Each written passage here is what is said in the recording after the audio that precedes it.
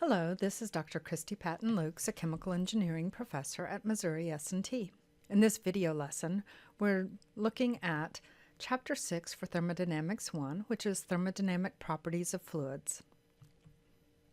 So far, what we've looked at is the fundamental property relationships and what we call their natural variables. So U is a function of S and V, or we say du equals TdS minus PdV.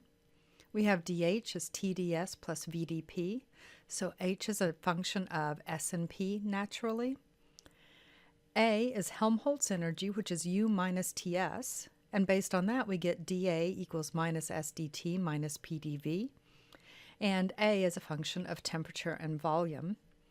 And G, Gibbs energy, is H minus Ts, which is minus SdT plus VdP, indicating that Gibbs energy is naturally a function of temperature and pressure. We also defined Maxwell relations, and these were derived based on the second-order mixed partial derivatives of the various energy functions if we look at them as exact differentials. What we want to do next is begin seeing how we can use these various facts in order to get usable relationships. So one of our issues right now is that, for instance, U is naturally a function of S and V, and H is naturally a function of S and P. But that entropy is really difficult for us for calculations. So how can I relate H or U to variables that are measurable, T, P, and V?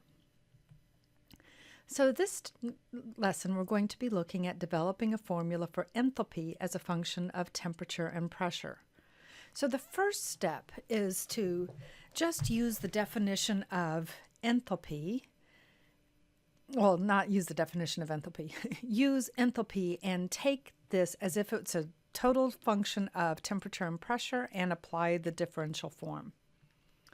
And so therefore dH would be the derivative of H with respect to temperature at constant pressure dt plus the derivative of H with respect to pressure times dt. So this indicates that I'm calling H a function of temperature and pressure.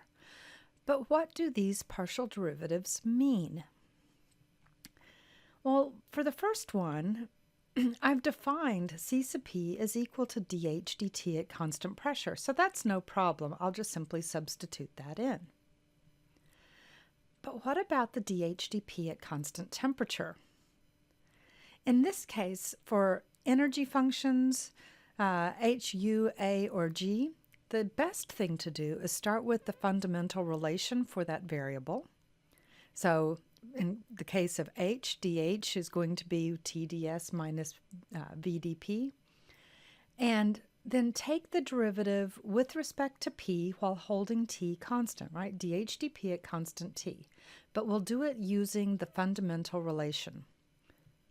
So in that case, this means that dH dP at constant T is T times ds dP at constant temperature, just turning that differential into a derivative, plus V times dP dP at constant T.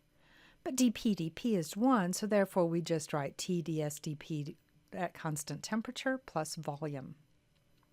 So I can substitute those in, which is fine. Okay, so I have C sub P dt plus T ds dP at constant temperature plus volume times dP. But the problem is ds dP at constant temperature. That one is, not useful to me.